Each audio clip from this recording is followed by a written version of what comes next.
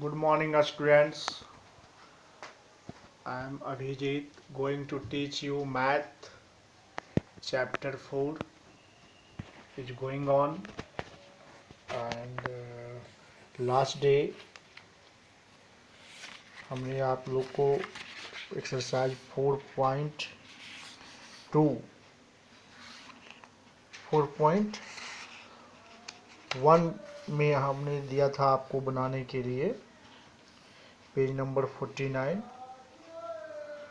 Factors और multiples के बारे में बता चुके थे हम। आज हम लोग को प्राइम नंबर के बारे में जानेंगे। को प्राइम नंबर आपके बुक में भी दिया हुआ है। Two numbers are said to be co-prime if they have only one as their common factor। या इस तरह से भी डिफाइन कर सकते हैं कि such two numbers having only one common factor, that is one only, are called co-primes। ऐसा दो नंबर जिसका केवल एक ही कॉमन फैक्टर हो और वो भी केवल वन, तो ऐसे दो नंबर को हम को प्राइम नंबर कहते हैं। ये सबसे इम्पोर्टेंट फैक्टर है कि एक ही कॉमन फैक्टर हो, वन कॉमन फैक्टर, और वो भी कौन, वन हो। जैसे एग्जाम्पल यहाँ पे है 2 and 3, 5 and 21, 11 and 24 etc।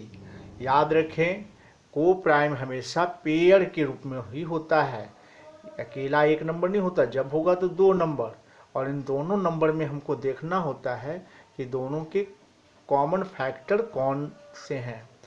जैसे एग्जाम्पल के रूप में आप यहाँ देखें, फैक्टर ऑफ 5 and 21 को देखिए, 5 और 21 को, तो 5 का फैक्टर 1 और 5, जबकि 21 का फैक्टर 1, 3, 7 and 21। फैक्टर का मतलब आप लोग समझ रहे हैं, फैक्टर जो इन नंबर को डिवाइड कर दे। 5 को कौन कौन डिवाइड कर सकता है, 1 कर सकता है और 5 कर सकता है। उसी प्रकार से 21 को कौन कौन डिवाइड कर सकता है, तो 1, 3, 5, 1, 3, 7 and 21 डिवाइड कर सकता है। इसलिए ये सब फैक्टर हुए। अब देखें 5 और 21 के जो फैक्टर्स हैं, इन दोनों में कॉमन कौन है। हम देख रहे हैं कि केवल वन ही जो है इन दोनों में कॉमन है। Only one is common in both. दोनों में आप देख लीजिए कि दोनों में कॉमन फैक्टर केवल वन है, तो इसीलिए ये 5 and 21 आर को प्राइम्स। इसी प्रकार से 11 and 24 में भी आप देखेंगे तो केवल वन ही कॉमन फैक्टर होगा। 2 and 3 में भी कॉमन फैक्टर केवल वन ही है। तो इस तरह से ये को प्राइम का डेफिनेशन हो गया, आप लोग समझ गए होंगे। को प्राइम के विषय में कुछ यहाँ पे दो इम्पोर्टेंट बात है कि को प्राइम्स जो होता है वो हमेशा पेयर में ही होता है, और दूसरा को प्राइम नाम में भले ही प्राइम है, लेकिन इसका मतलब ये नहीं कि ये प्राइम नंबर्स ही होगा। ये प्राइम भी हो सकता है और कंपोजिट भी हो सकता है। एक प्राइम हो सकता है, एक कंपोजिट हो सकता है, ऐसा भी हो सकता है। तो ऐसे नंबर्स को हम को प्राइम कहते हैं। हाँ, तो अब देखिए एक्सरसाइज 4.1 का क्वेश्चन नंबर 3। क्वेश्चन नंबर 3 में क्या करना है कि circle the even number in following. कुछ नंबर्स दिए हुए हैं, इसमें कौन कौन सा इवन है इसको आपको सर्कल करना है। इवन का मतलब कि जो 2 से डिविजिबल है। 2 से डिविजिबल वही होगा जिसके लास्ट में यानी यूनिट डिजिट में 2 रहे, 4 रहे, 6 रहे। जैसे इसके यूनिट डिजिट में देखिए 2 है, तो ये डिविजिबल होगा, इसको सर्कल कर देना है। इसके यूनिट डिजिट में 5 है, ये 2 से डिविजिबल नहीं होगा, इसलिए इवन नहीं होगा। ये 7 है यूनिट डिजिट में, इसीलिए ये भी 2 से डिविजिबल नहीं होगा, इसलिए ये इवन भी नहीं होगा। ये इसके यूनिट डिजिट में देखिए 4 है, तो ये 2 से डिविजिबल होगा और ये इवन होगा, इसलिए इसको भी सर्कल कर दीजिए। इसी प्रकार से और भी आप आगे देखेंगे कौन कौन से नंबर जो है 2 से डिविजिबल है और वो इवन होगा। इवन नंबर्स को आप क्या करेंगे, सर्कल करेंगे। ठीक है। इसके बाद क्वेश्चन नंबर 4 को देखिए। 4 का हम ए बता रहे हैं आप लोग को। ए में 4 में और नंबर लिखना है, और तो ए क्वेश्चन नंबर ये देखिए 34 एंड 72 के बीच का ऑड नंबर लिखना है। 34 के और 72 के बीच कौन कौन से ऑड नंबर हैं? तो 34 तो इवन है, उसके बाद 35 ऑड है, 35 ऑड है तो 35 को लिख दिए। 36 नहीं 37 ऑड है, 38 नहीं 39 ऑड है। इसका इसी तरह से 40 ऑड नहीं है, इवन है, 41 ऑड होगा 41 लिखेंगे, 42 नहीं 43 लिखेंगे। इस तरह से आगे बढ़ते चले जाएंगे और 72 तक, 72 तो खुद इवन है, उसके पहले 71 ऑड है तो यहाँ तक लिखेंगे। इसके बाद अगला क्वेश्चन है क्वेश्चन नंबर 5। क्वेश्चन नंबर 5 कहता है कि देख लीजिए, क्वेश्चन नंबर 5 कह रहा है कि इज 15 अ फैक्टर ऑफ 225? क्या 225 का फैक्टर है 15? तो चलिए डिवाइड कर करके देख लेते हैं हम लोग। 225 को 15 से हमने डिवाइड किया, हम क्या देख रहे हैं यहाँ पे, ये कम्प्लीटली डिविजिबल है।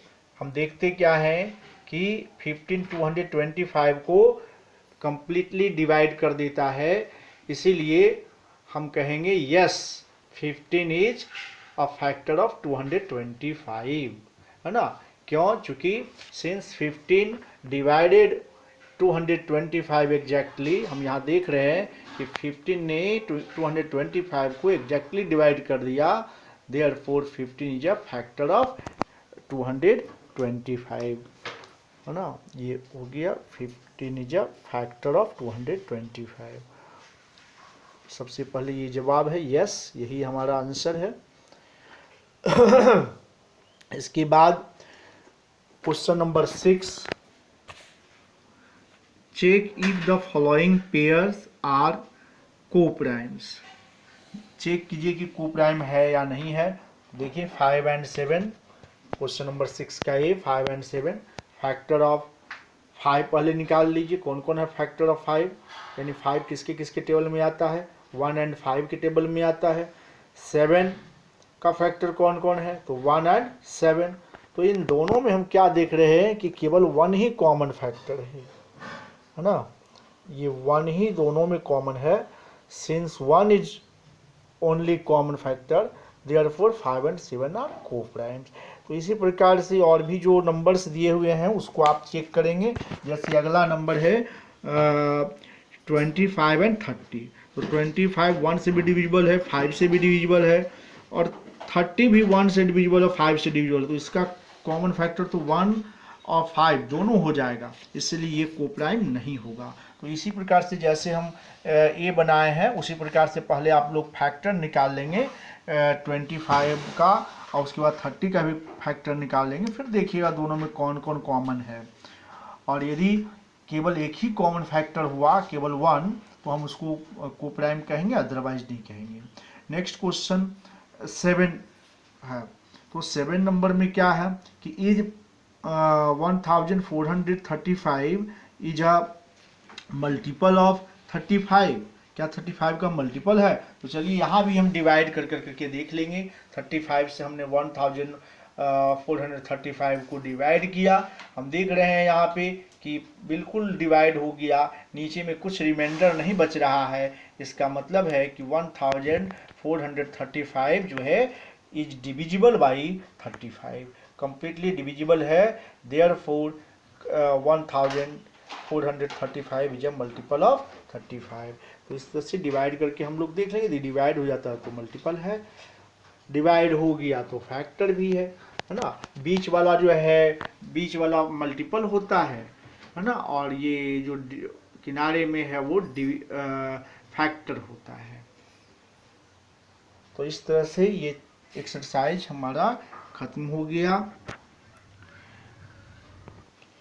तो आप लोग इस एक्सरसाइज को 4.1 को कंप्लीट बना लेंगे। पेज नंबर 50 का हम आप लोग के पास बुक होगी, बना लेंगे उसको।